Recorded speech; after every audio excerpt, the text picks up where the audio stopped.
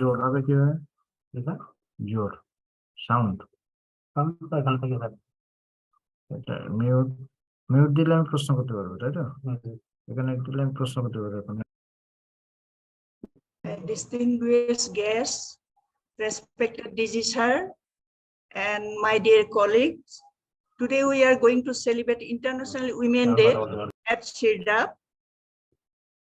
So I like to request all of you, please mute your mobile. Today we have two presentations.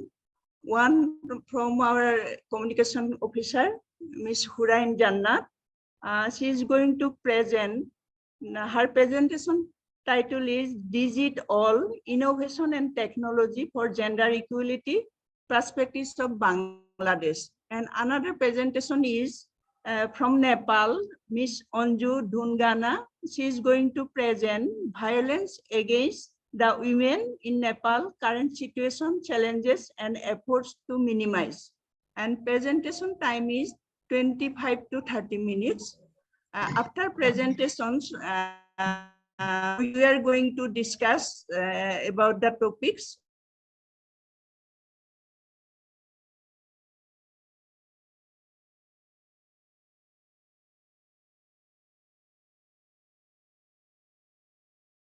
Please.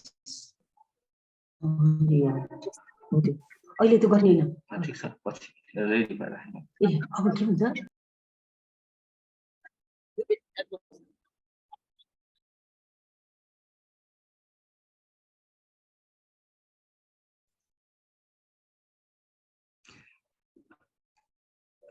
Sir, please give your opening address, sir.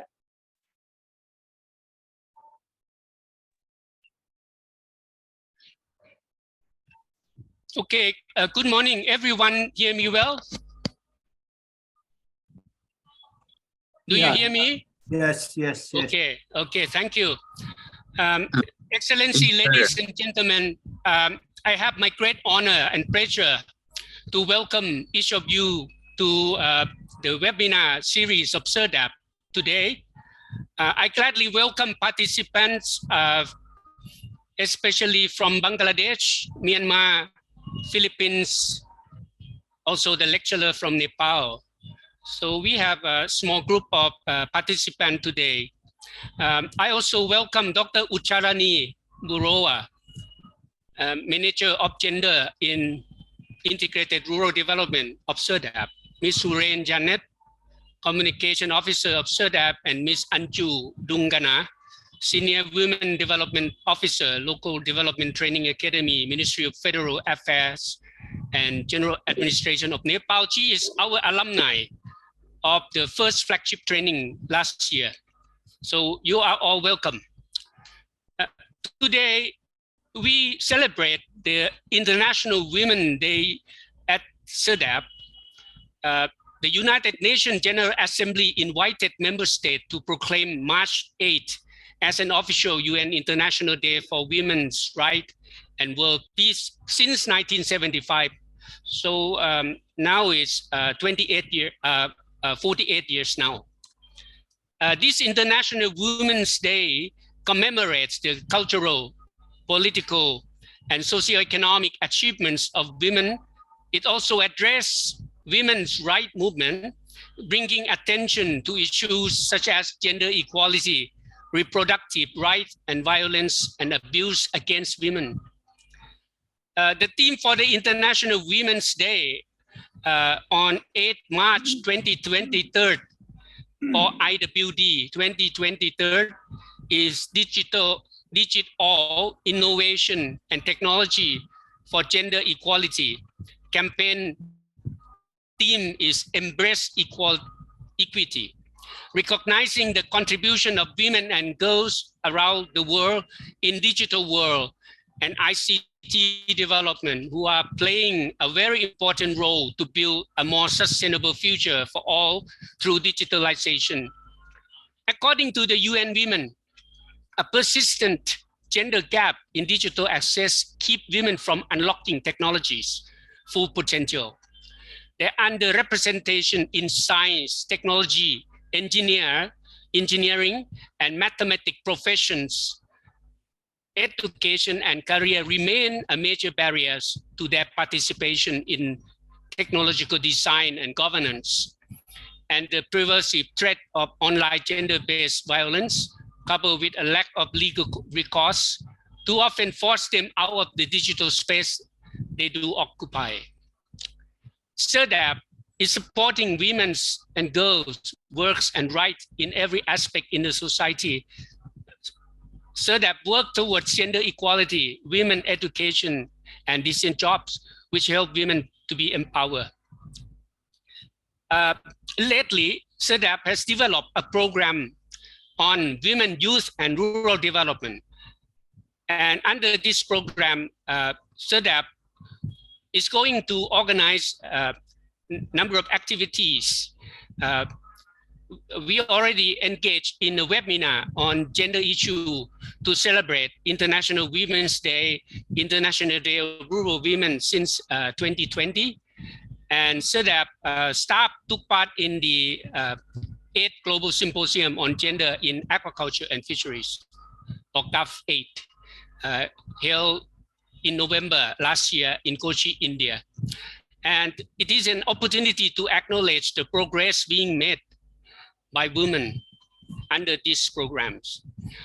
On behalf of CIRDAP, I would like to call for immediate global attention to ensure women's full and effective participation on digital technology and work and equal opportunity at all levels of political, economic.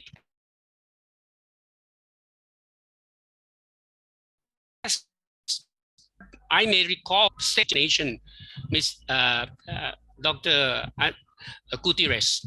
He mentioned that we may not achieve the gender equality and it may take 3 centuries if we are doing the same things right now, you know.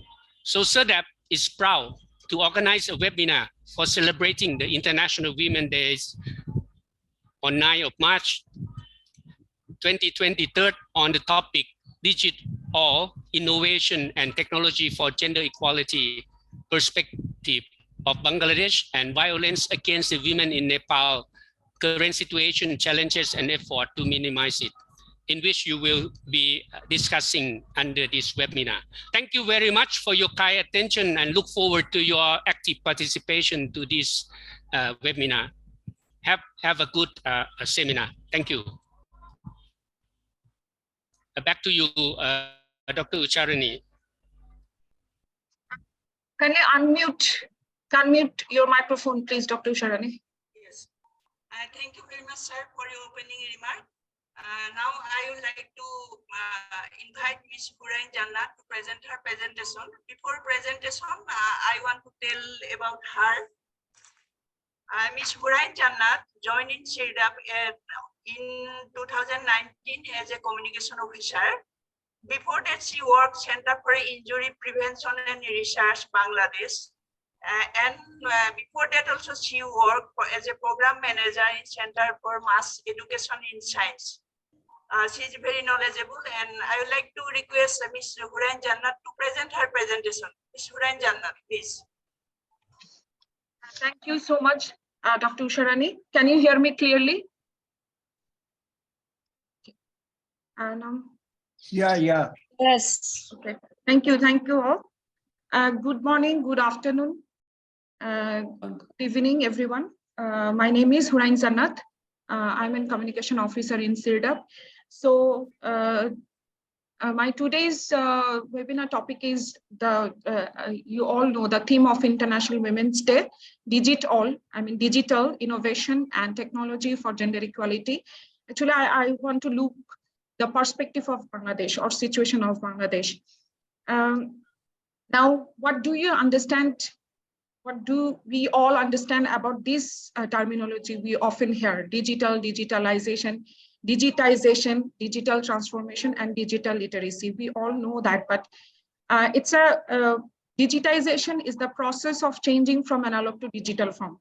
Actually, according to Force magazine, it refers that taking analog information and encoding it into zeros and ones so that computers can store, process, and transmit such information. We all know that computer just understand 1 and 0. Like digitalization doesn't have a single clear definition. These are two conceptual terms that are closely associated and often used interchangeably in a broad range of literature. And digitalization is transforming the world of work. And in today's world, for every individual, industry, and regional success, digital skill has become prerequisite. According to UNESCO Tibetepedia glossary, the digital literacy is the ability to access, manage, understand, integrate, communicate, evaluate, and create information safely and appropriately through digital technologies for employment, decent jobs, and entrepreneurship. It includes competence that are variously referred to as computer literacy, ICT literacy, information literacy, and media literacy. Digital literacy lays out actually 5 digital competence areas: information and data literacy, communication and collaboration, digital content creation, safety, and problem solving. We often talk about 2 more terminology in today's world. It's e-skills and e-inclusion. These 2 also very important because educating women has become more imperative than before, as accessibility and affordability of e-learning, that means e-inclusion and e-skills, has opened the door for women to study from the comfort of their homes. These e-skills, e-inclusion, or e-learning empower women in today's global environment. Now, digital gender divide. Digital gender divide nowadays has become a major concern for policymakers. According to International Telecommunication Union, ITU 2019, they did a survey a couple of years ago, said that globally more men, that means 58%, use the internet more than women, which is 48%. Although Bangladesh has made remarkable progress in narrowing gender gap in areas such as education, labor force, wages, income, but this process is likely to be undermined because of the existing digital gender divide. And especially rural women are more deprived of ICT than urban women. According to the Global System for Mobile Communication, GSMA 2020 data, in Bangladesh, in terms of using mobile phones, the gender gap is 29%. But in terms of use of mobile internet, it is 52%, which is huge. Rural women are more deprived of ICT because they face greater challenges in terms of education, cultural norms and beliefs, and of course, ICT infrastructures. Now, recently, BRAC Institute of Governance and Development, BIGD, held a survey on 2019 on 6,500 households in rural areas in different areas of Bangladesh, conducted a nationally representative survey. It found that only 37% household represented women as most digitally able person in comparison to 63% were men.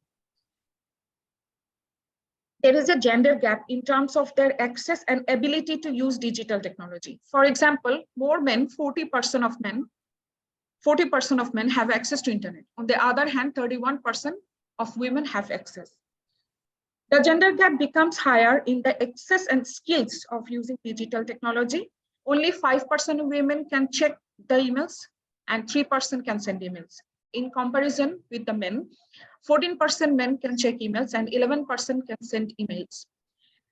In terms of browsing information online, the gender gap is higher also.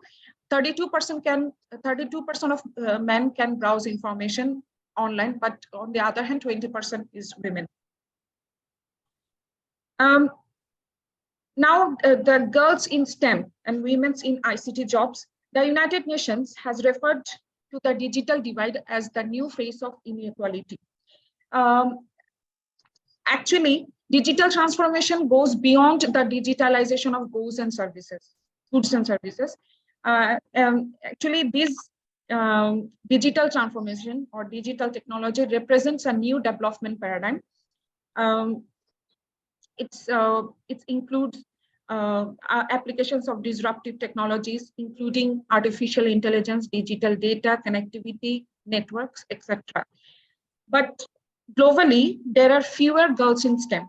STEM means science, technology, engineering, and mathematics. Only 30% of students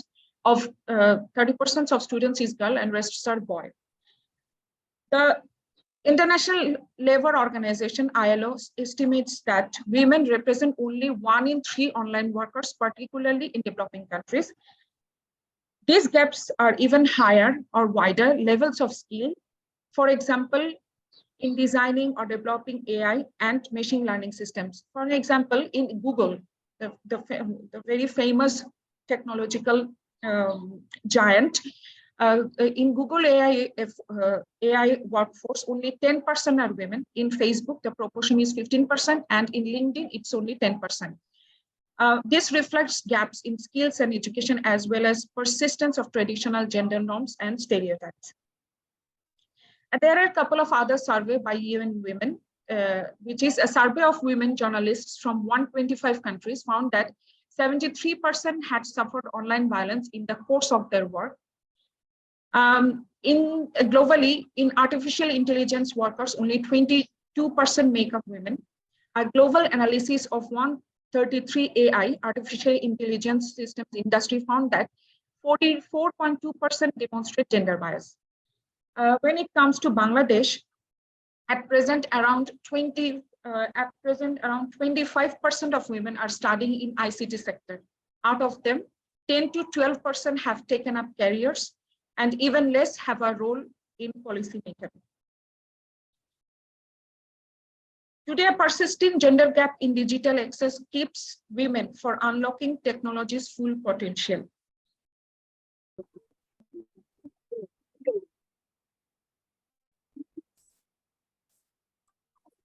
I think she'll be back soon.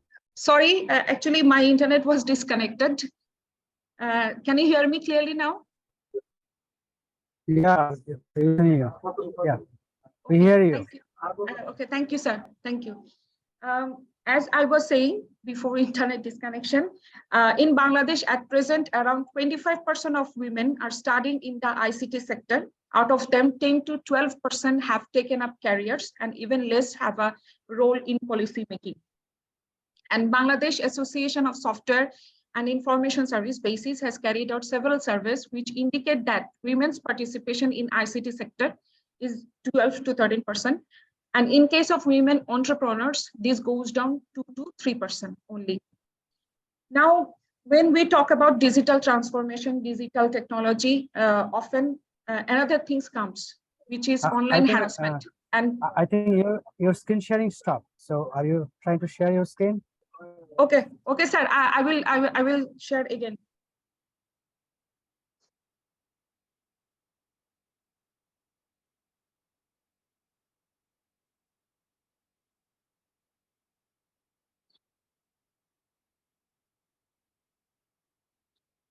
Sir, can you see it now?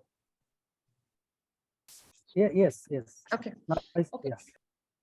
Now, talking about online harassment, from online learning and digital activism to the rapid expansion of high-paying tech jobs, the digital age generated unprecedented opportunities for the empowerment of women and girls.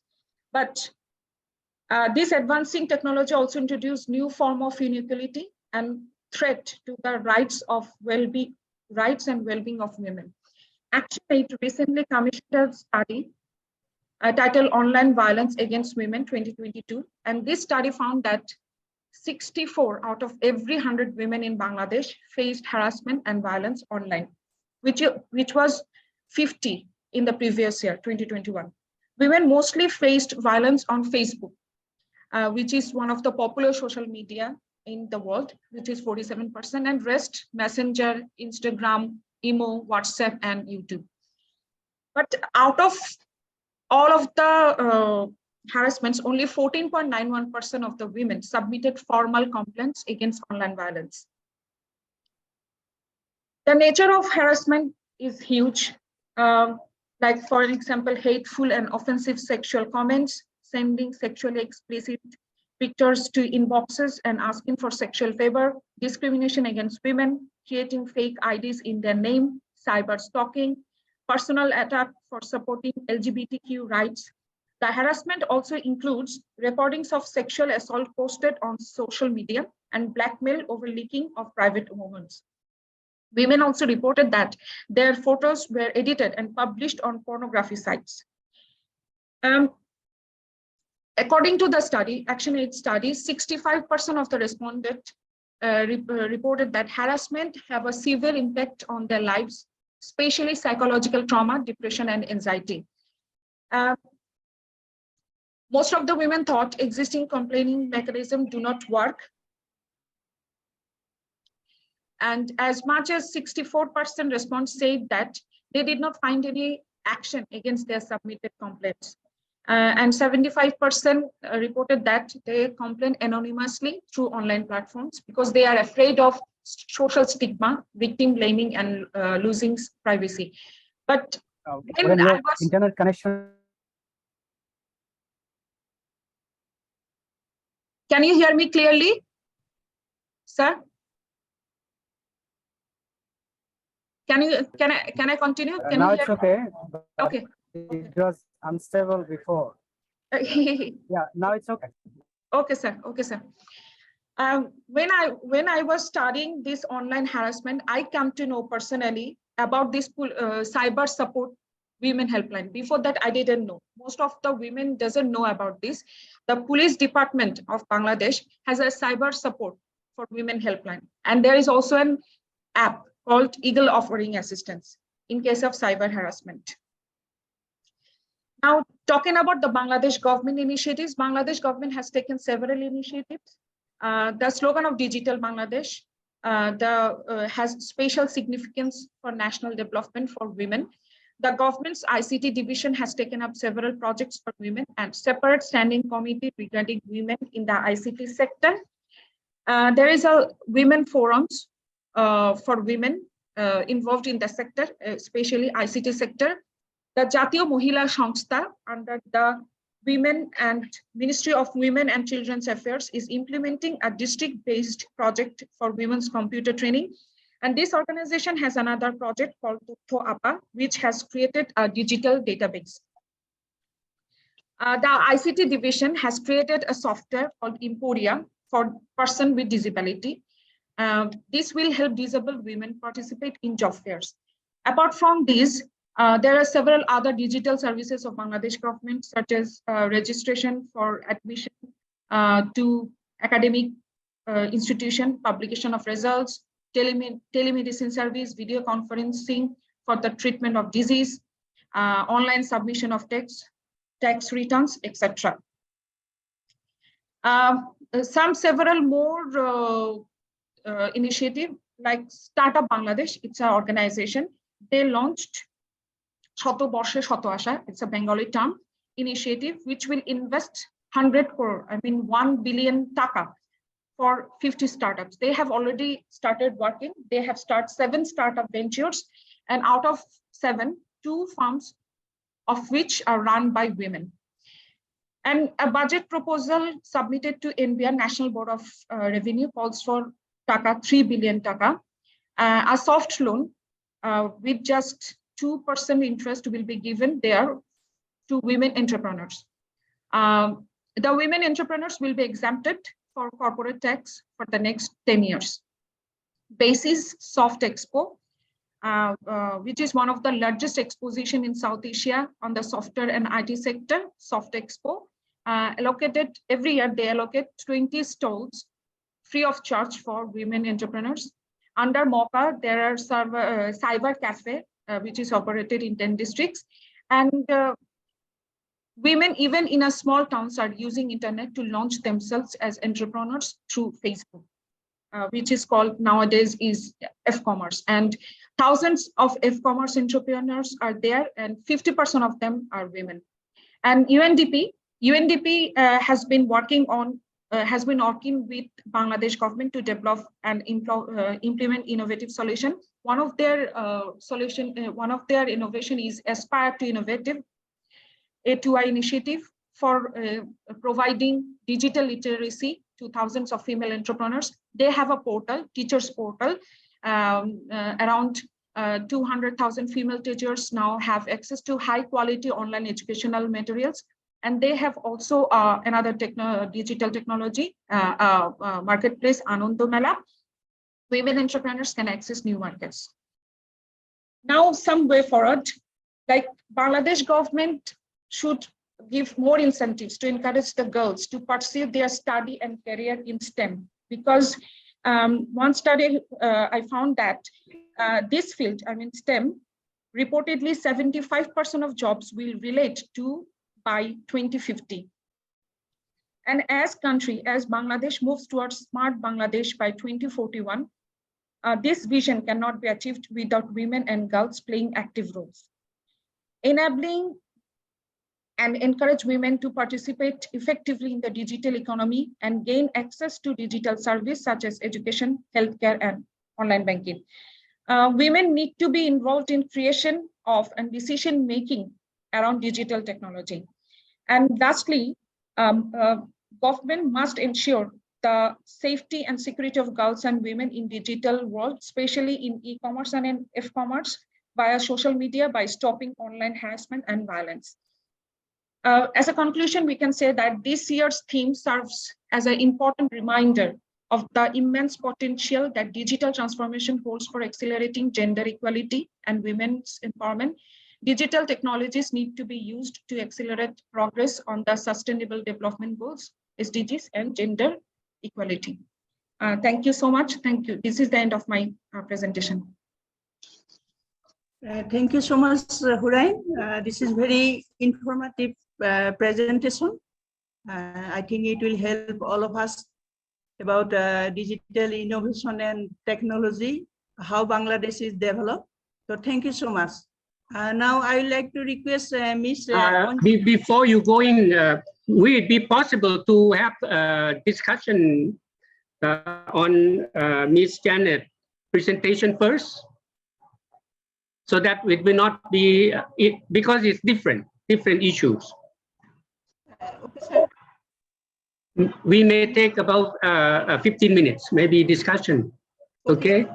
So I'd like to invite all the participants to providing comments and questions, and so that Ms. Jannat can respond. I'd like to take first, because I find that the reference and definition terms of the digitalization and other things should be quoted with reference, because once we share this PowerPoint, it should have some reference. Okay, that is the first one. The second one is on the women. When you mention women, you mention as a whole, but we could find that women in Bangladesh can be classified as urban and rural. Okay. So they have different also infrastructure and ability to reach the digitalization. So that should be presented as well in the future. I think that though this webinar will not come up with any kind of action plan, but I think that we should collaborate with partners who are working on these issues to come up with the action plan, because talking only will not happen. The result will not come. So we need to have some action plan, pilot activities, you know, as the Secretary General of United Nations mentioned that it would take 300 years to do this work. So we have to do something that reduce the time, 300 years. We cannot wait 300 years. We all here are no longer exist, you know. So this is my comments and my question, please. Actually, in the reference, actually, I can say right now about the reference that that reference is from Forbes magazine, sir. The terminology of digitalization. I took it from Forbes magazine. And, all right, you should put it on. Yeah. Okay, sir. And the second thing, can I participate? Yeah, yes, sir. Yes, sir. I am Professor Mihir Kumar Rai. Yes, I'm sir. inviting Dr. Usharani Budua for inviting me to participate in this webinar seminar. I was in the BART faculty for more than a decade. Now I am associated with an university in the capacity of Dean, Professor, Business in Economics, and also syndicate member of City University, Bangladesh. So regarding the presentation of Jannat, I would like to say that it's a review presentation. She has presented the gender presence in digital innovation and technology from the perspective of international context, at the same time Bangladesh context. Yes. And she also gives some data regarding the rural people's access to digitalization, especially the women. And you will be very much aware that in the present context, Bangladesh is progressing gradually, especially in the digitalization process, to the government initiative, and this will continue. But this presentation gives us an overview regarding the situation, where we are and where we have to be good. Now, my question is that, yes, if I say that the East presentation, it may be a first step, or it may be a second step for a journey towards in the right direction. And as a participant, we are all aware about the situational context. What CIRDAP director says that there is some action plan. Conclusion, it is okay, but there should be some action plan of what would be done, what should be done, and what is there in the research finding regarding such type of digitalization process, especially in the context of Bangladesh. As Jannat mentioned, some of the references from which he has taken data, especially the access to the digitalization. So I hope that in the years to come, Jannat will also go into deep regarding the process of digitalization in the context of research, government initiative. At the same time, the private initiative also, it should come. Public-private partnership, what I say. Government is always supporting, even at the school level, digitalization process in the primary school, secondary school. It is well equipped, supported. But how much they are utilizing this? We have some infrastructural crisis, especially in the context of electricity, access to this device because of our economic insolvency, especially for the rural women, etc. So, though many NGOs, especially the Diamond Bank and other, they have tremendously contributed, especially in mobile using email, etc. So I hope that such type of webinar will give us further input in the years to come, and CIRDAP will give a more research input to this process. Thank you all. Thank you, sir. One thing I want to I missed out in our presentation, it's like in our every primary school and high school there is a ICT teacher also, sir. So it's a huge intervention by Bangladesh government, but still in rural women they are lag behind in terms of using digital technology. There is a gap between the education Bangladesh government initiative and to the grassroots levels, sir. No, still then, Yes. there is some progress. There is gradually progressing. Yes, And yes, we sir. have to hope for this. Thank you.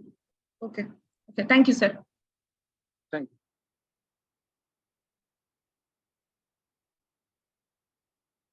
you. Any question? Any question? Can you hear me? Yes. Hello? Yes, we can hear you, ma'am. Okay. Thank you so much.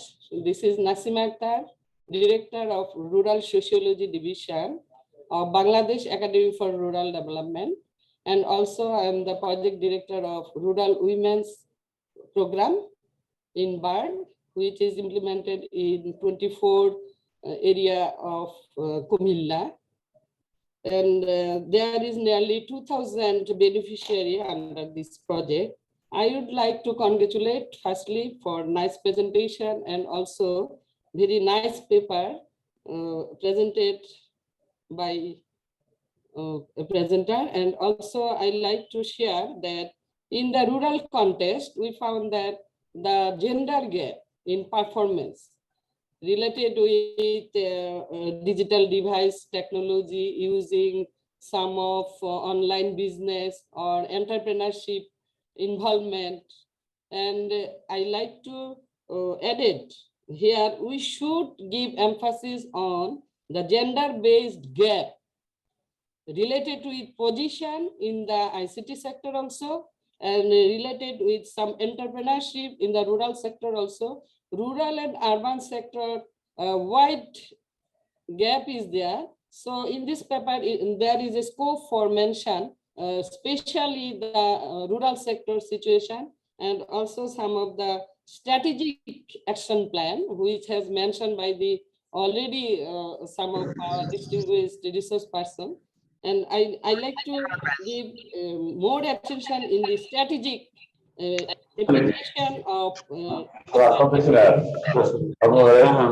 also, we are hopeful that in Bangladesh is gradually developing and also increasing women participation in ICT sector also, but it should be related with also fourth IR, industrial revolution sectors. And I am hopeful that very coming days, we are waiting, we'll arrange one seminar related with fourth industrial revolution and its application in rural development context. And I think it will be related with the gender disparity and also the ICT sector and digital device using male-female condition, all will be covered through this seminar also. So I like to congratulate and also happy day to observe International Women's Day, 8 March, and also organizing this seminar through the CIRDAP. Again, maybe later on I will supplement. Thank you so much again. Thank you, ma'am, for your nice comment and suggestion. Of course, we should include fourth industrial revolution, which is very important. And also, I have taken note the rural urban gap. That is more important, actually. Thank you. Hurain, I have a couple of comments. Yes, yes, sir. Yeah. What Professor Roy said, yes, it sir. was very relevant. And you know that we have a rural development report. Yeah. ICT is like status and gender gap, rural urban digital divide, right? Yes, yes, yes, sir.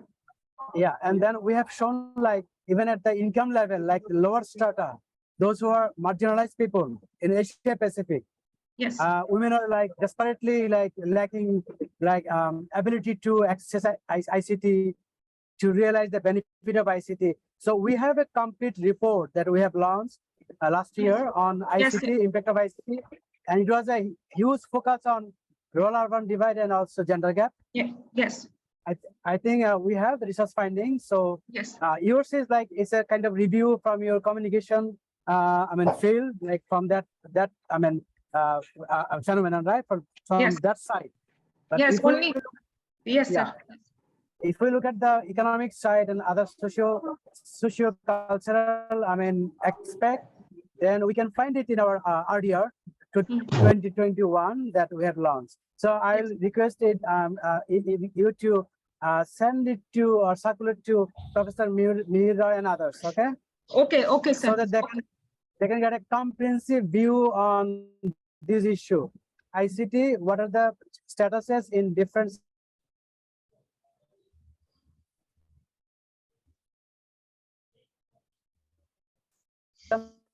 of impact on their life, their livelihood, impact on their empowerment. So all are there. So maybe we need to disseminate that to our participants. Okay, thank you. Okay, okay, thank you, sir. Thank you.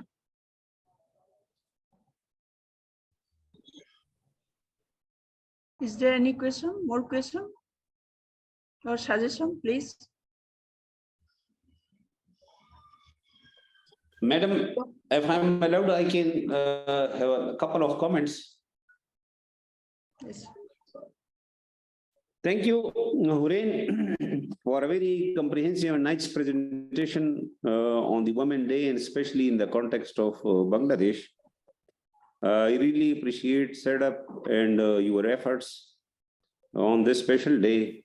We know that SDG 5 is related to gender equality, and all countries are supposed to go for development of the gender, and we should give them ample opportunities in jobs as well as in businesses and other forums. So my one question is that, is there any policy of quota reservation in jobs in Bangladesh for the women? One. Rest, is there any mechanism that the rural entrepreneurs working in agriculture, livestock, and poultry sector, can they dispose of their produces through digital marketing? Or if they are not available, then my request would be to CIRDAP that such like initiatives should be taken into consideration for their future interventions. Thank you. Sir, about your first question, the quota reservation, we have actually quota in our government jobs. In Bangladesh government, when we take the BCS, Bangladesh Civil Service, we have a quota. We have several other quota also, the liberation fighter, then our district level quota, and also we have a women quota, Bangladesh government, and also in our education up to the primary school education is free, and also up to we gives incentives up to honors level also. But in the private organization, there is no quota because it's a private, and but still some of our private organization, they always encourage and they always try to maintain the gender in their workforce. And sir, can you repeat your second question again? I actually couldn't understand actually your second question. My second question is, if we are talking of the rural development and rural women, so they are mostly engaged in agriculture-related activities. So is there any platform that they can dispose of their produce through digital marketing? Or if not, then my request to the DG CIRDAP will be that at least such like initiatives should be initiated. Sir, actually there is some in privately, like in my presentation, I have shown that UNDP. I think like I can. Yes, sir. Yes, sir. Yes, sir.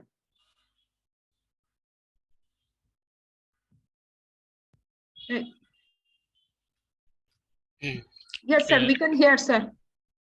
The internet loss. Okay. Let me speak first because I was named by the respected IRD expert.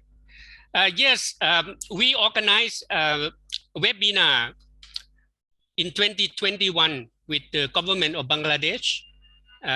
In that webinar, we have the secretary of the Ministry of Local Government and Cooperatives, and we have the Minister of Commerce, Minister of Agriculture as the chief guest, and we utilize the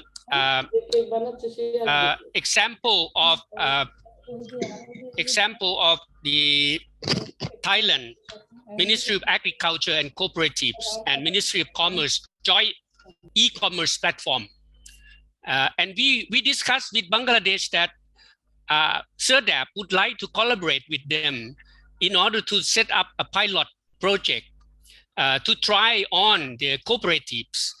And at that webinar, the minister himself mentioned that cooperatives in Bangladesh has yet to be developed.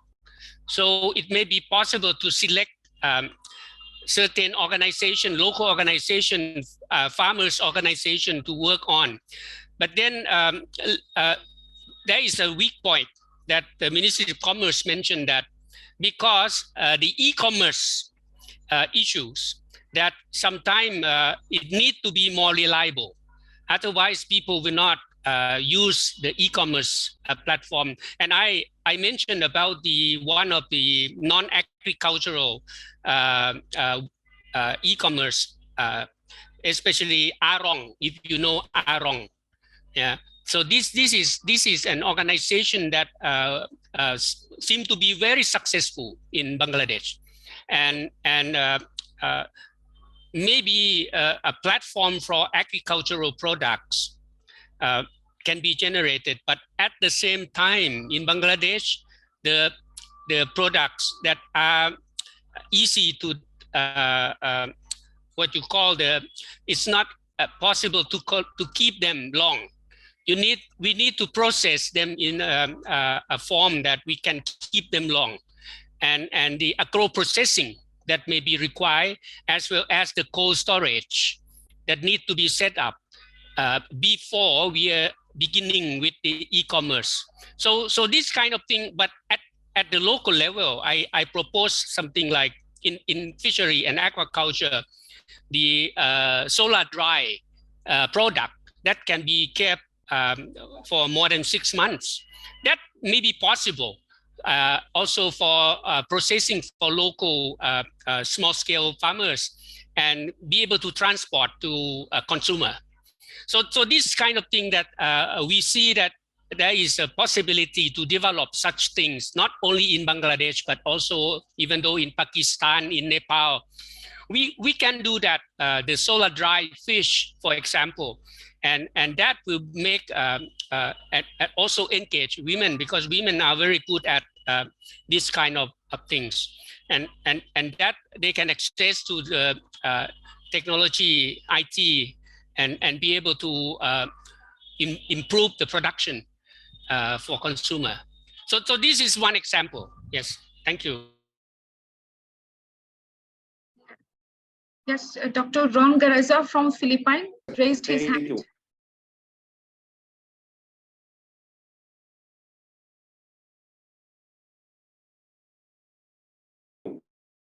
My internet is not good, or do you still hear me? Yes, sir. Okay, back to you, Ms. Jannat. Dr. Ronald Gareza from our TC member from Philippines. Yes, sir. Yeah, good morning, good afternoon to all our friends. I'm so happy that I joined in this webinar. I'd really spared time for joining here, and the topic is very nice, and nice knowing the situations of women in Bangladesh, and thank you, Sir Churdsak, for inviting us here. This is not a question, but it's a matter of sharing about the situations in the Philippines regarding of digitalization for women and men, especially in integrating it in our rural development programs in the Philippines. Actually, the main problem that we'll be encountering, and still we are encountering now and in the future, is actually what we call the internet infrastructure development in the countrysides. Talking of rural women, there are a lot still of the areas that we need to build internet infrastructure in order for the people, especially the women, access the internet connection. That is one thing that Philippines is now developing in our countrysides. We are promoting, we are building up free Wi-Fi sites in public places. Meaning free, anyone can access as long as they are in the coverage of the internet areas. So free Wi-Fi can help women and children, youth, and the community in order for them to access the internet, in order for them to come up and join in the social media and the e-commerce platform. At present, in the Philippines for this year, we have 15,000 access points that we are about to develop. And by next year, we'll be having another 32,000 access points. And to let the body know, our country provided laws, the enabling laws, the Republic Act 10929, that's building up the free Wi-Fi to all over the Philippines. And in that way, we can help our urban and rural areas, especially the poor people. The country. And one thing that in order for us to integrate in our rural development program, we develop enterprises to the different areas in order for them to go into electronic or electronic commerce, internet connection, the e-commerce platform, which we are also about to build nationwide in our country. And our office, the DAR, is one of the facilitating office in building up the e-commerce platform that will be available also. And that is in coordination with the Department of different departments of the agencies, no, so that we can avail of the free Wi-Fi all over the country. So it's a matter of convergence effort of all the departments and building up the internet infrastructure, developing the countrysides in order for the women's group or cooperative or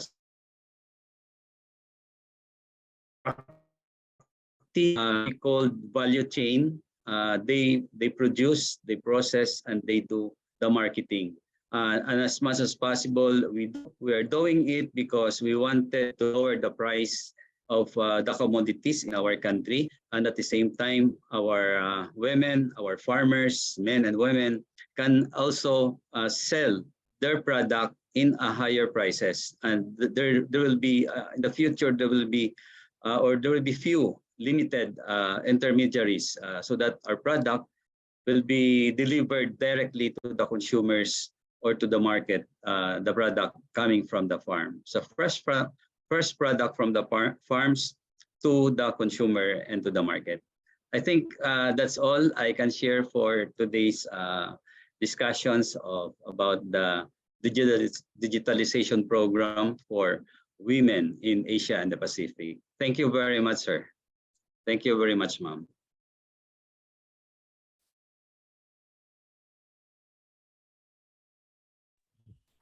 Thank you very much, Dr. Ronel Calesa,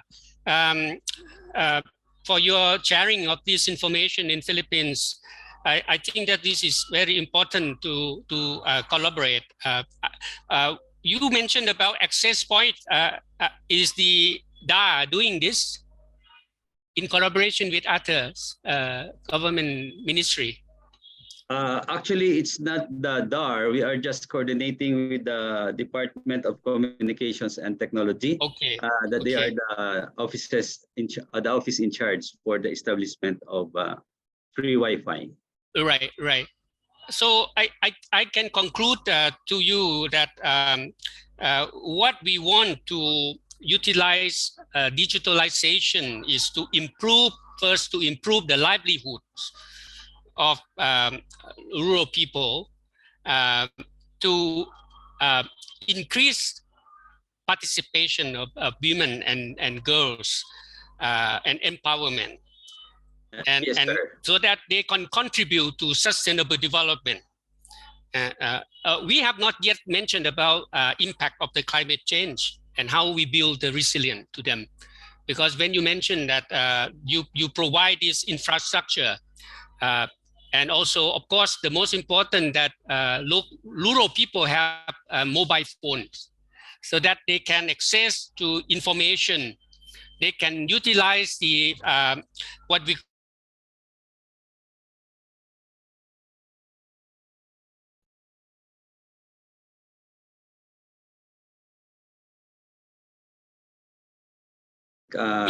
during the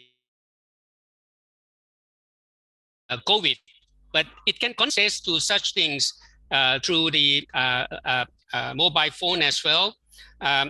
Access to market that we discussed on e-commerce platform, also with the digital marketplace, in case that they have a local organization women's group and others. So this kind of thing, I think that it will be important for us, CIRDAP and country member to work together with other main organization on IT and digitalization organization.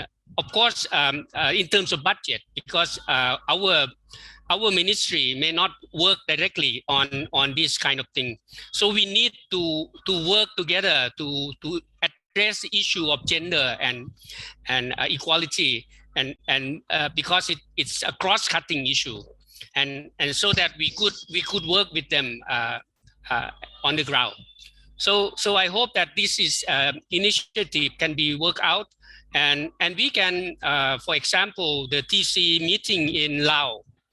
I'm in the process of consultation with respected IRD expert and the TC member, whether we should hold a workshop after the TC as back-to-back, maybe one day, to discuss important issue that we need to work together. So this kind of thing I plan to discuss with IRD expert and the member. Thank you very much. Thank you very much also, sir. Thank you, sir. Thank you, Hurain. Thank you, participants. Now we are going to second presentation. Now, Miss Anju Dhungana, she is going to present her presentation.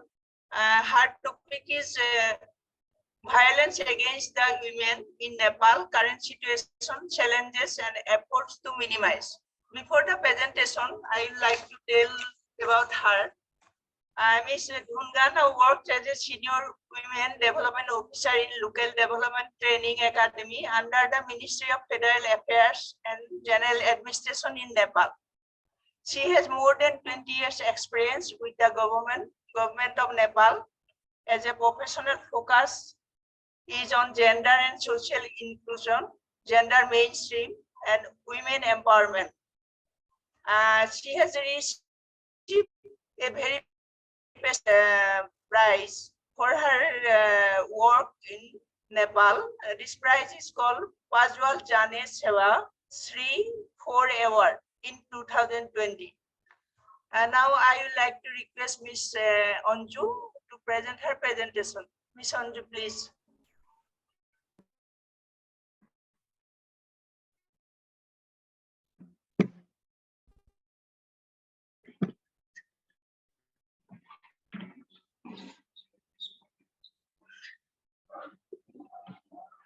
Namaste and good morning. I am Anju Dhungana, Senior Women Development Officer in Local Development Training Academy, Nepal. First of all, I would like to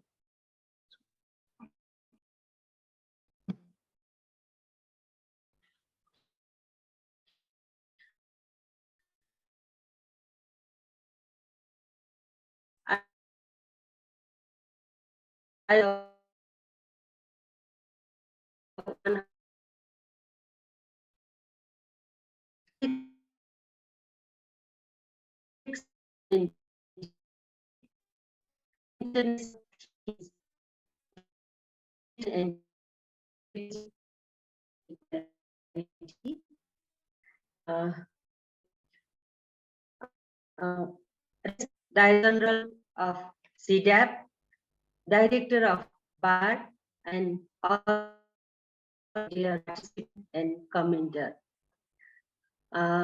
Nepal also mentioned the national theme based on the international theme, strong base of gender equality, increase access of women in innovative technology.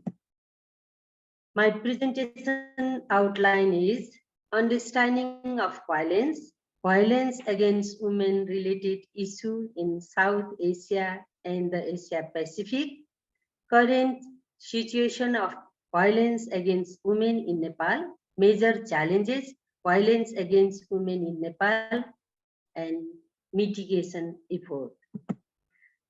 Violence against women based on the Domestic Violence Act 2009 of Nepal. Violence, mostly understood as breaking law or go against the rule of state or other deviant behavior in the society. Violence is feminist view is the both physical cruelty and mental torture, which can be hidden in more complex practices of exploitation and control. In exist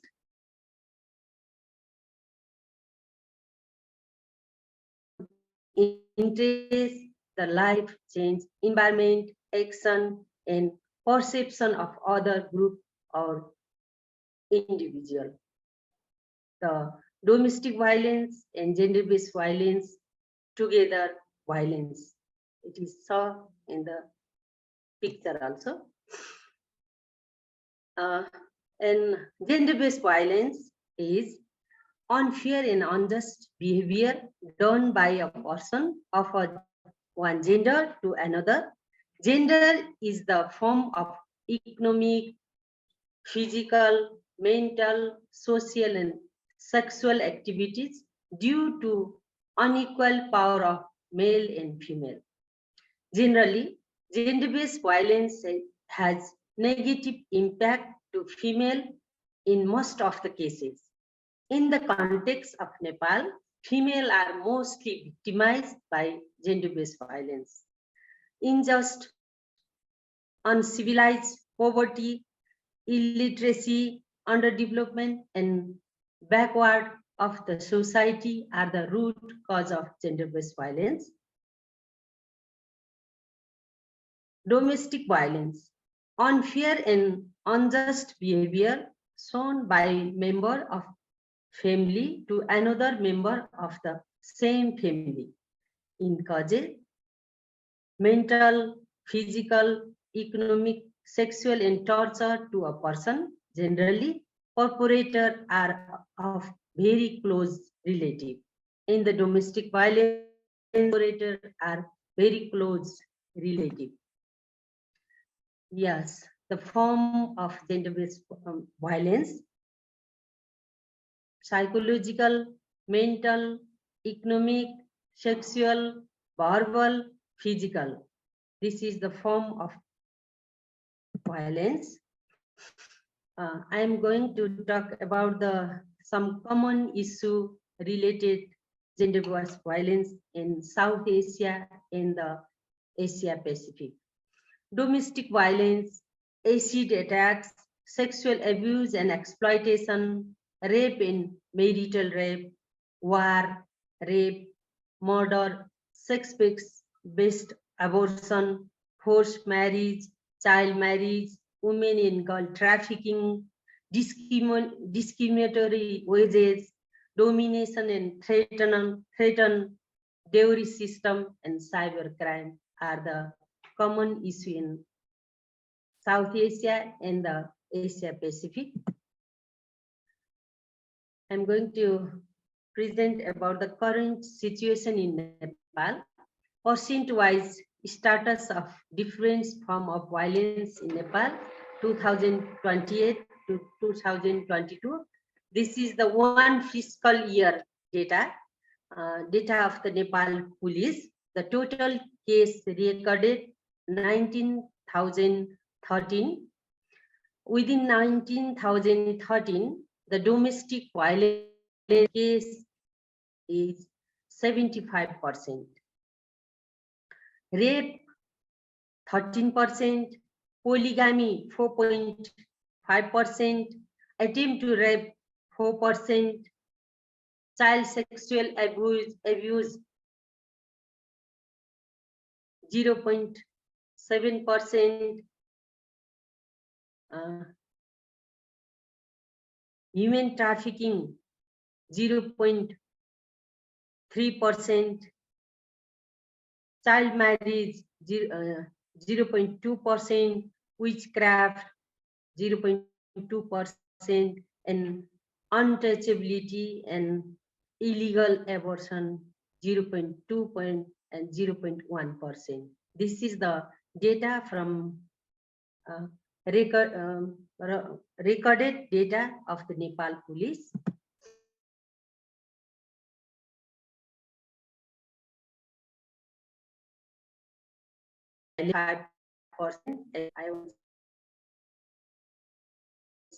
Nepal is divided in the 7 provincial government.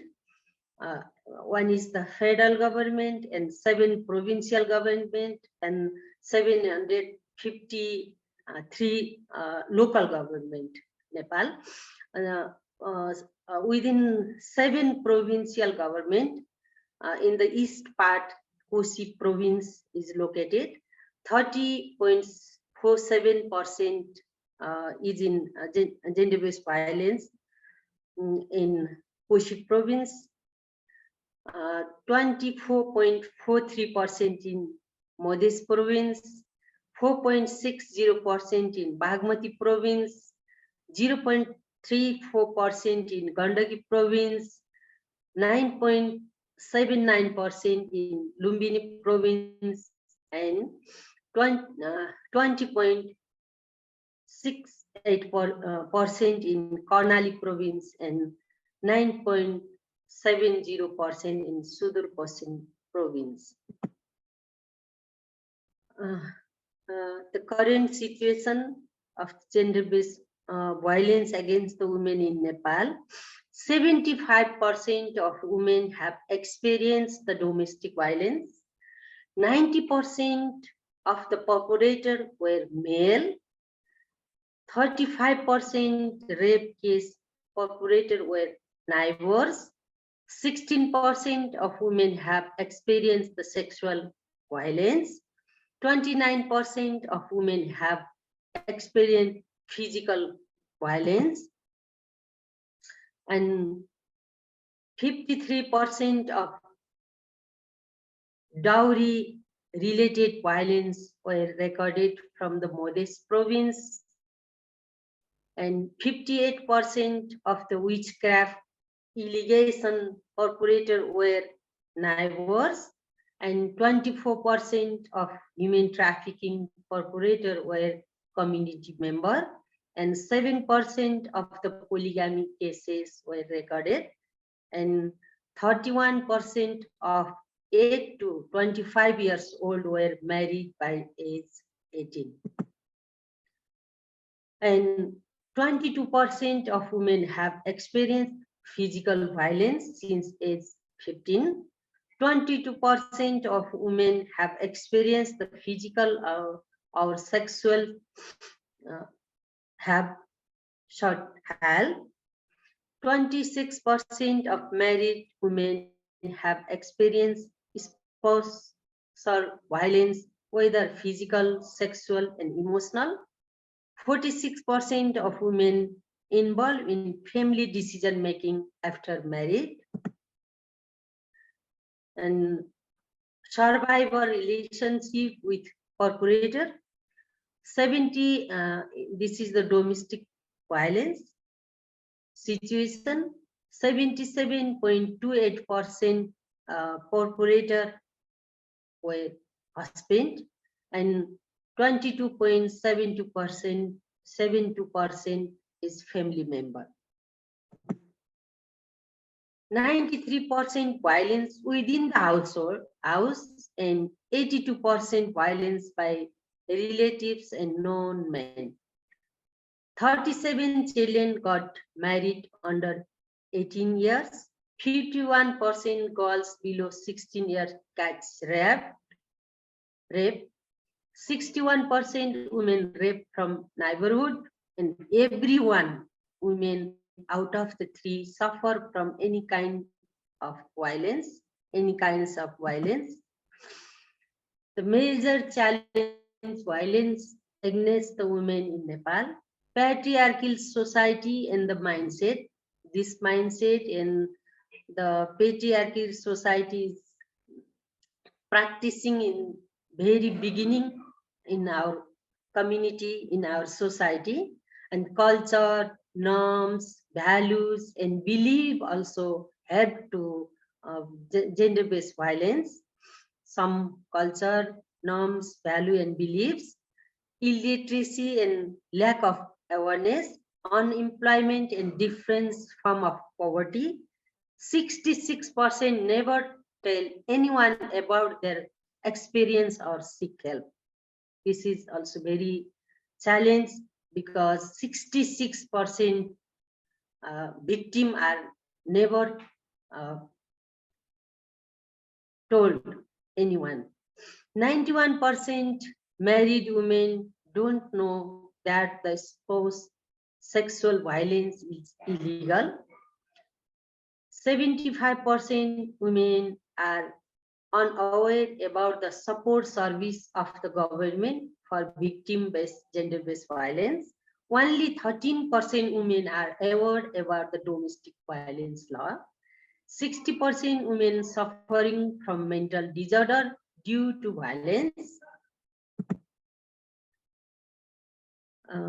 Nepal is trying to reduce the gender-based violence. So the efforts so far, Nepal has signed many international commitments like Convention on All Kind of Discrimination Against the Women, CIRDAP, and Child Rights Convention and other. The constitutional provision also in Constitutional of Nepal 2015.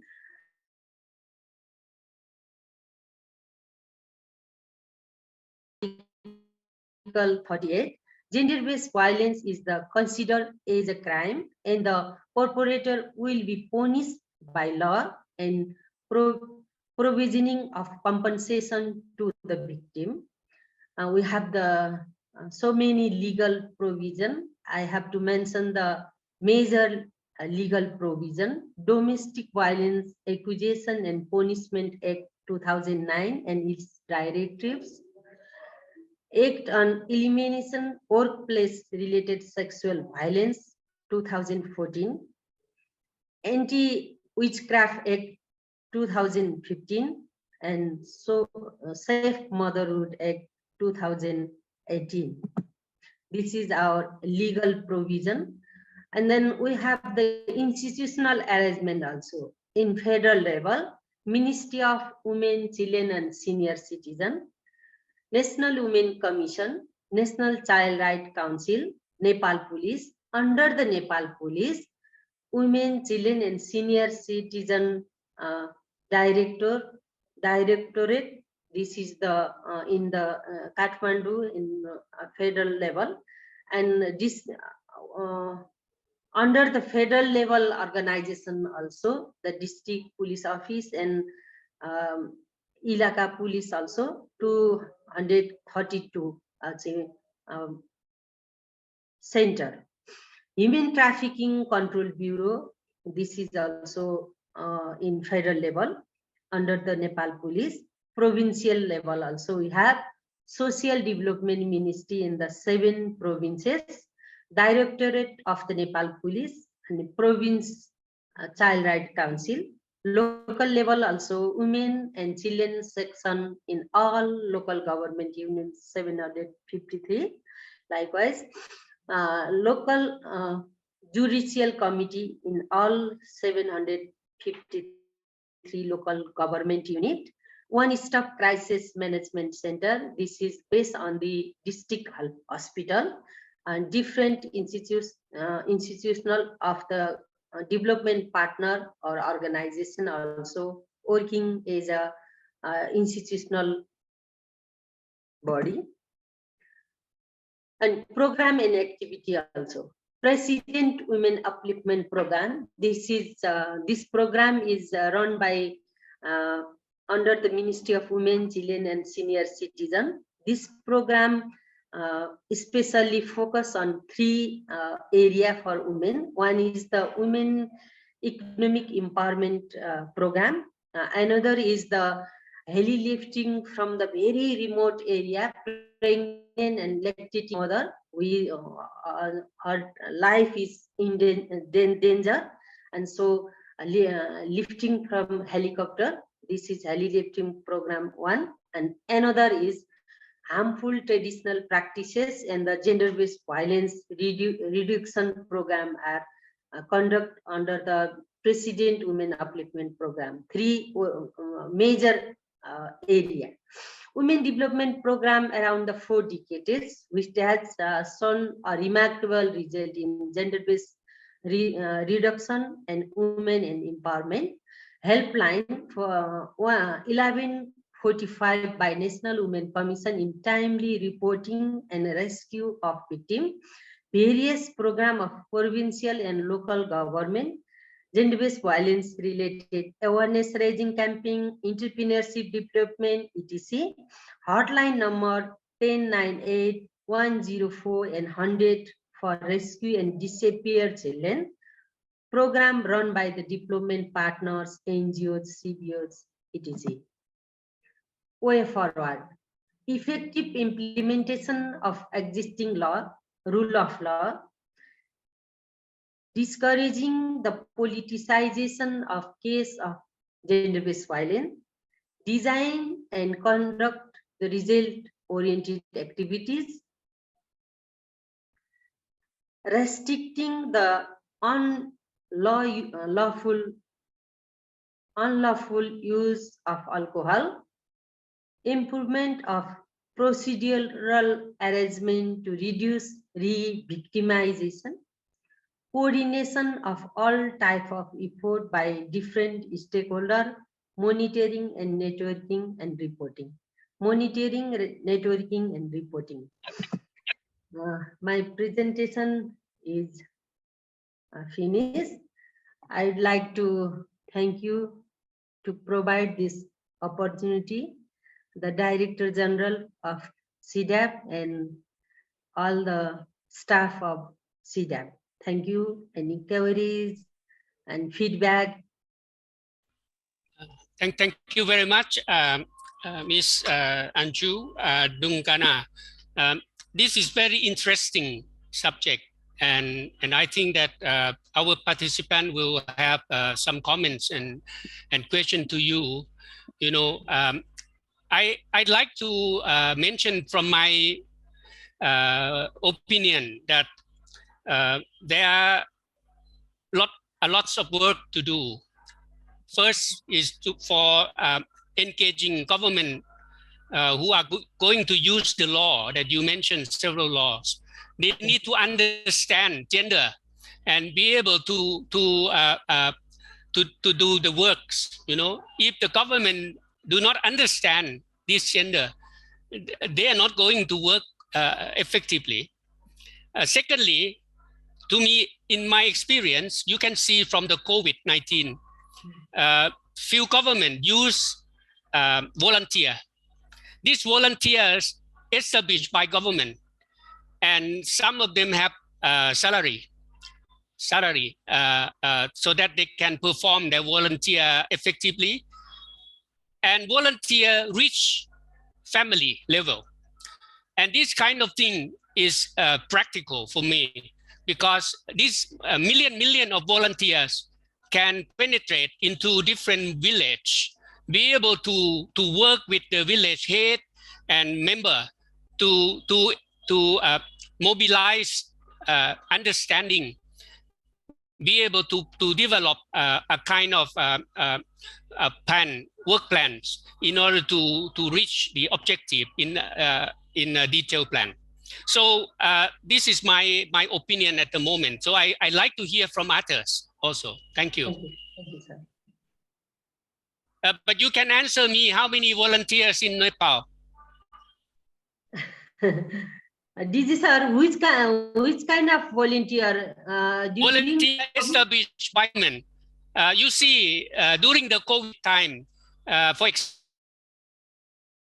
millions of volunteers to work at the village level, and this volunteer group will help doctor and nurse to bring in the procedure of preparedness response to COVID, and the village can implement their operating procedure, and when the expansion of COVID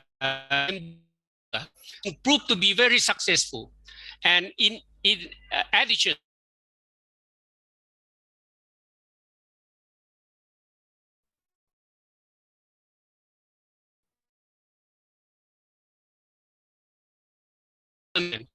not much salary, but adequate for them to continue their volunteer.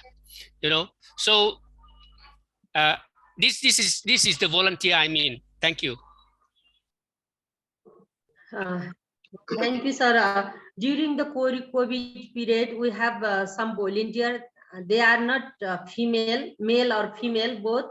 They are distributing for the hard labor, lower labor, low class of labor in urban area. They don't have to meal. So some volunteer distributed the cooked food. And we have some volunteer in health sector. Otherwise, we don't have any volunteer to increase the gender and reduce the gender-based violence, sir, nowadays.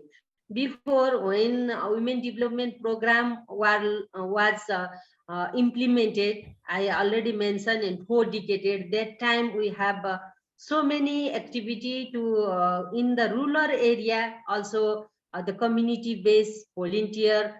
If there is any problem, initial phase, they call to district women development office and the linkage with the police also.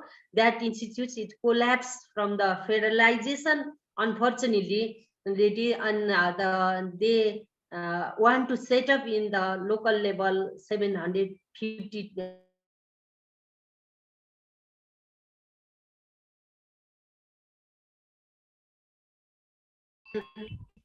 the best practice from the women development program and achieve. That is the very good practice. Everyone leader is mentioning that during the International Women Day, also our Prime Minister and other minister also remembering that things, but this the federalization program office especially mentioned the awareness campaign for rural women. This program is not running well. This is our challenge, sir. Okay, I'd like just to make it short that volunteer people are themselves villagers. Okay. Themselves, yeah. So they know their village. They volunteer to help their village, and this kind of procedure, it's proof.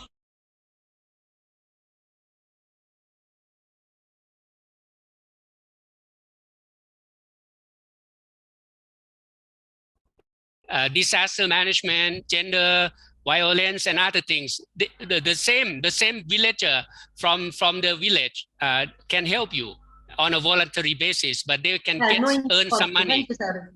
Yeah, I can find documents for you. I can find a document for you, but I'm not quite sure it's in English or not. Okay. Okay, thank you, sir. Thank you so much, sir. Thank you, Anju. Is there any question from the participants? Miss Anju, can you kindly stop share your presentation? Yes, I open. Yes, do you heard it? Can you hear me? Yes, madam. Yeah. Yes. Okay. Thank you so much for nice presentation by Anju Dhungana from Nepal. And actually, this presentation is very heart-touching presentation, I think, because where will go women if family or community attack them, or women are victim by the family members? So it is very, I think, harmful practice in our life. And I think the protection for women, not only institutional arrangement is enough. We have so many programs, projects, and actions, but again, women are facing some abusing and also some of the events of harassment in workplace, in family, in community, or everywhere sometimes. So I think we should be careful about the self-protection also. Yes. And why we are facing some of the violence in our family. We can also analyze ourselves also, and how we can remove this from our lifestyle. It will be from our own initiative.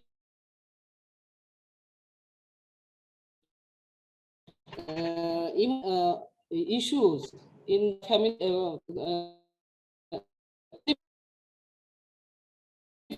harassment and violence make violence. You see, in the property rights practice, we have good laws, but it cannot practice in our life.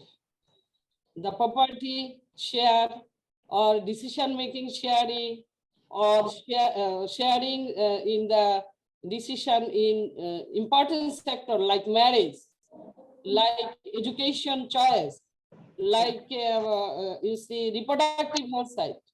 So we should educate it. We should be involved with our income earning activities, productive role.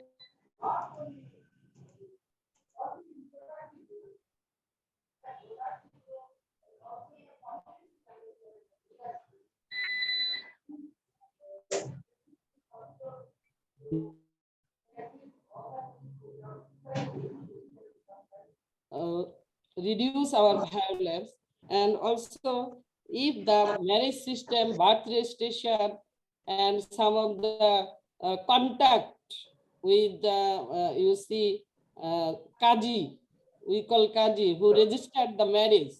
So it should practice very strictly. In the rural areas, we found parents are not motivated for the girl child sometimes. So it will be also self-motivation, how we can seek cooperation from our family, from our community. We have one project experience that was the GROVE project, GROVE, Gender Rights Operation and Violence Elimination Project. Through this project, we motivate the community people, and also some of the social mobilization efforts in the household level. We seek some protection and also support, build up the linkage with the blast or government legal sector. Then they have some of the protection. So we can go through all the thing, and it will continue. It will continue in our society, because in this developed part and in this recent situation,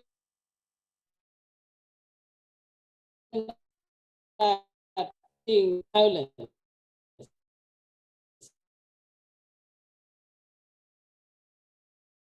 should be a combined effort, and self-motivation and emotional intelligence should be strengthened through the education and also values. With these few words, again, I like to give thanks, Director General of CIRDAP, and also our honorable participant, to organizing such kind of seminar and also presentation arrangement through CIRDAP. I'm grateful to all of you for nice arrangement. Thank you so much. I would like to say something about the presentation of Anju. She has presented in a very comprehensive way regarding the situation of Nepal, especially violence against women and gender, etc. Yes, we agree with all the issues that he has presented to PowerPoint presentation. Okay, it's a very comprehensive paper, but I have some basic issues. Naturally, that whether the gender violence against women, it is more among the rich people or middle income people or low middle income people or the poor people, whether it is more in the urban area or in the rural area or something else, do you think that poverty is the most important factor for gender violence or etc. etc.? These are some of my questions to so much reflected. So in our context, in the context of Bangladesh, we have many successful rural development examples regarding the unique approach of how to tackle not only the violence, other economic issues in the country. Just for example, in the district of Natur, in the Upazila of sub-district of Shingai, there is a village, honorable village. During the last 100 years, there is no women violence. There is no women violence. There is no lawsuit in the court. There is no hunger. There is no poverty. And there is no people died among the pandemic period. And also other related issues. It's an unique example. So what is the secrecy behind it?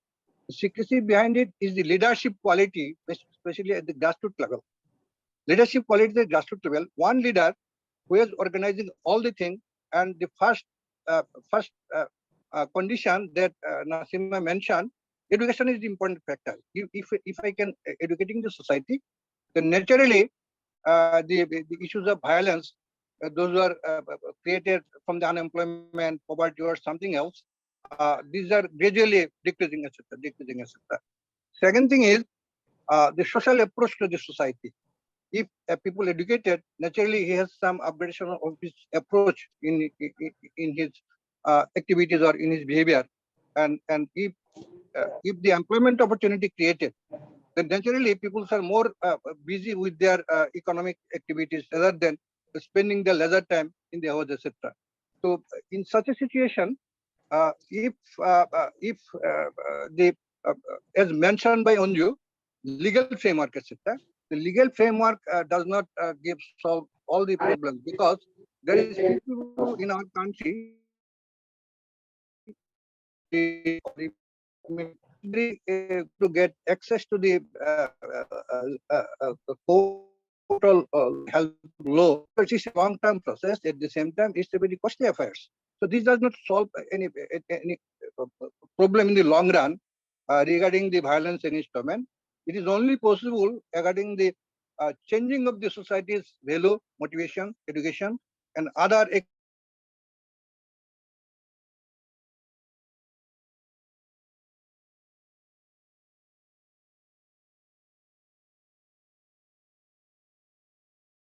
country, least developed country, even in the poor countries. But the nature and magnitude of violence, it may be different. It may be different. So such type of problem, she has also mentioned the dowry is also one of the important problems. It's a very crucial issue, dowry. So what is the changes in our society, especially in our subcontinent or etc.? Why dowry problem is so acute, especially in the not only in the rural area, it is also in the urban area, but the nature and shape of the dowry is changed. So it's a different. These are some of the crucial issues. I mean, this should be addressed seriously, so that if we can handle these things in a very judicious way, many instability, many social issues, or many social problems can be reduced if we can address this in this issue. And mere law does not give solution to all the problem. Only social reform, social organizational activities, and the local people's motivation to organizational approach can solve many of the problems of this social issue. And we have a very glaring example of the Grameen Bank of Bangladesh, which is called the Oman Bank. Oman Bank. Each member is nearly 1 crore, and out of the 1 crore member, 94% are women. And this is a very glaring example how they are the poverty-stricken people, landless people, and how they solve their problem, especially in the form of dowry, in the form of women violence against women, and etc. So we have to give more emphasis on this institutional approach to solve the dowry problem, rather than other legal or government effort to solve the problem. But it's a social issue. Government can help, or government can support in some of the context, but the social organizations from the grassroots level, they must come forward and to organize the people especially in the form of education, in the form of employment, in the form of motivation, and in the form of other things, so that the dowry problem can be solved. Thank you all.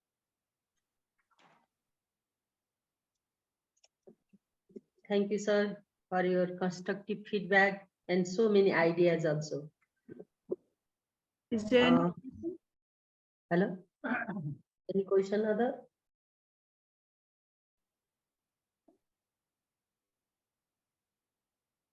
is there any question or suggestion?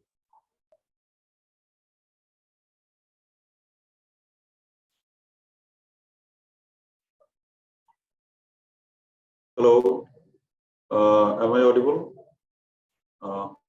Yes, sir. Yeah, I'm Mohammad Shahjalal, currently working as an assistant director of rural sociology and demography division at Bangladesh Rural Development Academy, Kumilla. So I have a question to respected Anju Dhungana. The question is, why the Koshi province has the highest rate of women violence? Is it the most? Is it the land with this? Is the province has the highest land area, or has the proportionate area relative with other provinces? Thank you. Thank you. Rani, shall I address the queries? Yes. First of all, thank you for respected Director of BART for your constructive feedback. Yes, madam, this is very serious issue. Within the household, our girl child is not safe. So we have to address the in family level and childhood and adolescent girl addressing program also. What is the good touch? What is the bad touch? And it has to mention gender-based violence in curriculum in the school-based activities also. Some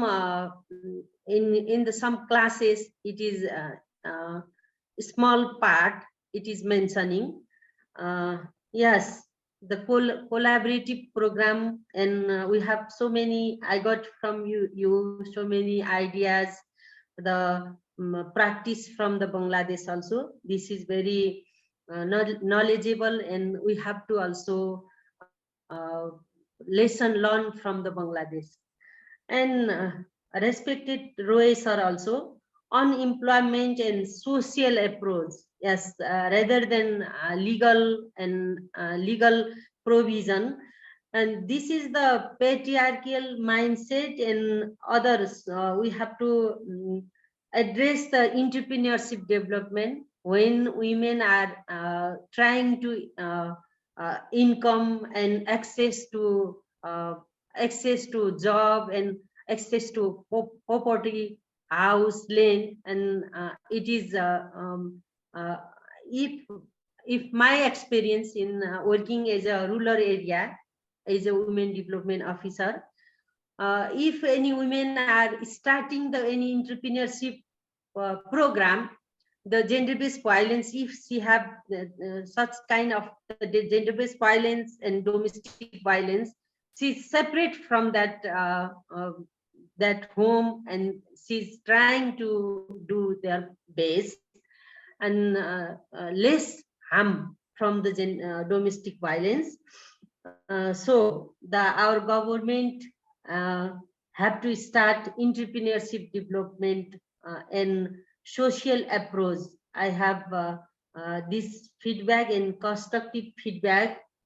I also mentioned and dowry system. This is also challenge, sir. Just 55 during the marriage ceremony, the allow is 55 member by law.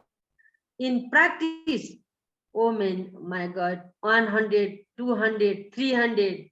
This is the competition within society. How many people are gathering in a marriage ceremony, and the dowry also.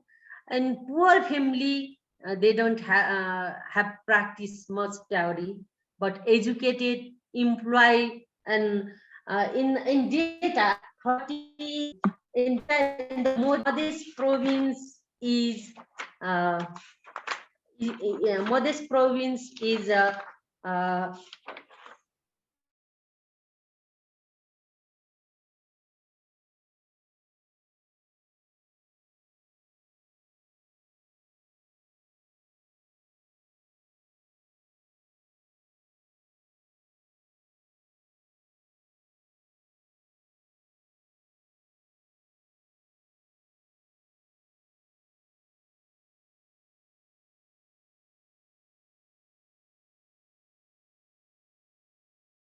OC province, the violence more than other province. Coast province as such its geographical area also huge geographical area. In coast part of the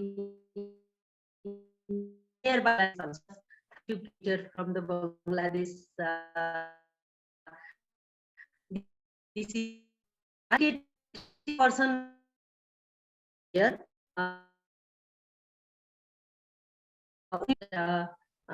Hidden their problem, gender-based violence, domestic violence.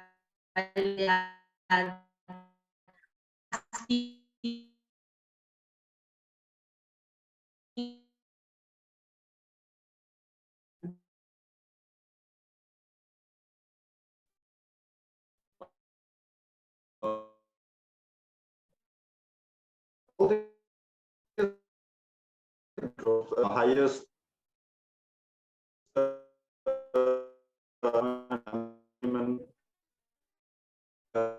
it is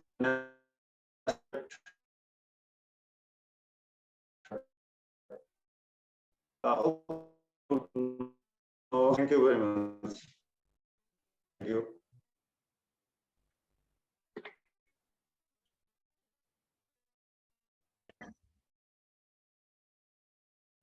Yes. I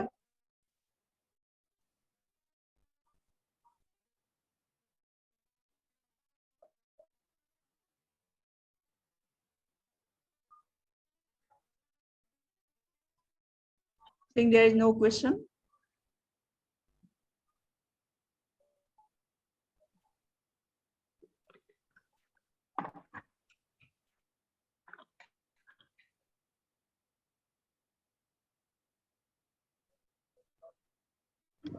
Finally, Dr. Rani, just 1 minute, I want to say something. Okay. Thank you for CIRDAP, Director General, very, very respected Director General and Director of BARD. I'm feeling very homely environment with this webinar and providing me violence against the women in Nepal, current situation, challenge and effort to minimize it, the paper presentation. Thank you for this very golden opportunity. Once again, let's celebrate 113 International Women Day and hope.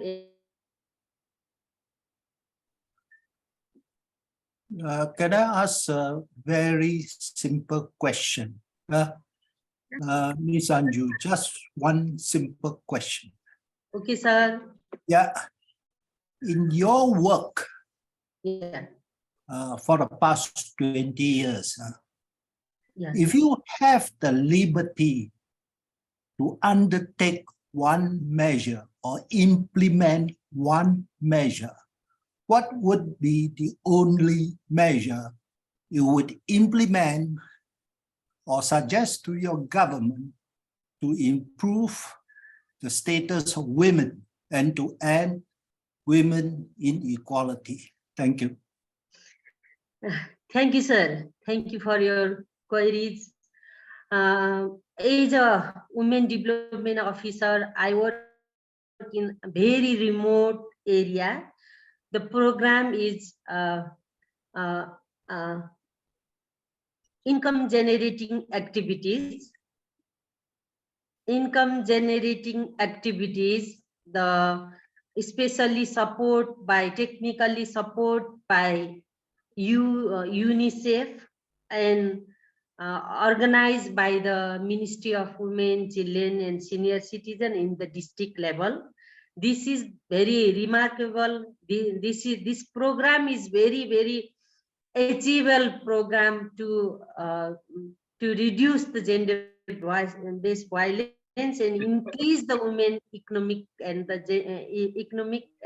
entrepreneurship development. Nowadays, that program is collapsed. So I'm eagerly request that program will be start and that best practice, very good best practice carry on by the government. That's my experience and my suggestion for government. Thank you, sir.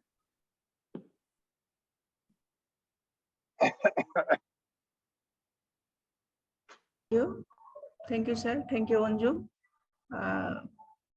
Now I think we'll close the program. Before that, I'd like to request our DG sir to tell something about this program and overall wrap up the program. Sir? Okay, thank you very much. Apart from this webinar, this afternoon we are organizing a local event at the CIRDAP Exhibition and Museum.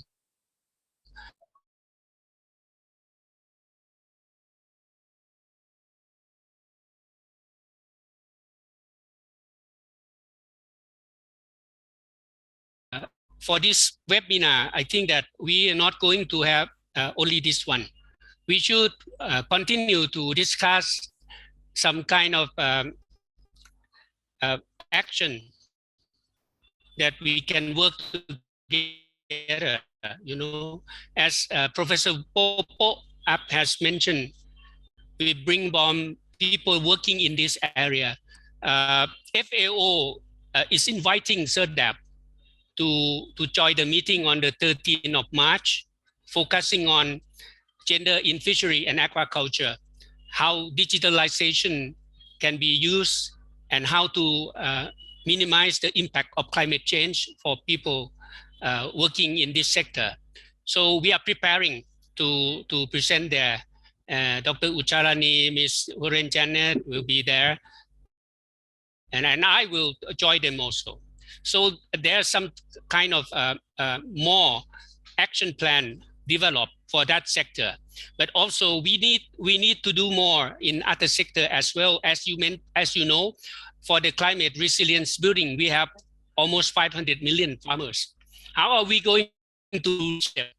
And the digitalization is the way that we can reach them, we can educate them, we can work with them on connectivity, how to bring them together and share experience. So these kind of things need to start now.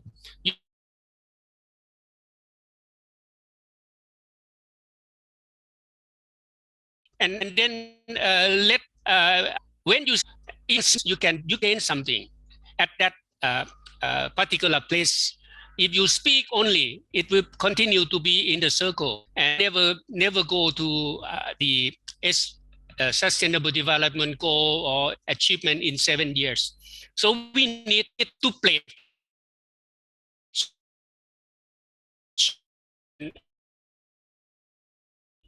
Have to bring as many as possible your alliance and work together. So I think that this today webinar is so important, and I thanks all the speaker, thanks all the participants for your joining, and look forward to work with you again in the near future. Thank you very much. Thank you so much. Thank you all participants. Thank you so much. I think we will continue this discussion next year also, and we have rural round of, I think, get to thank you so much for your.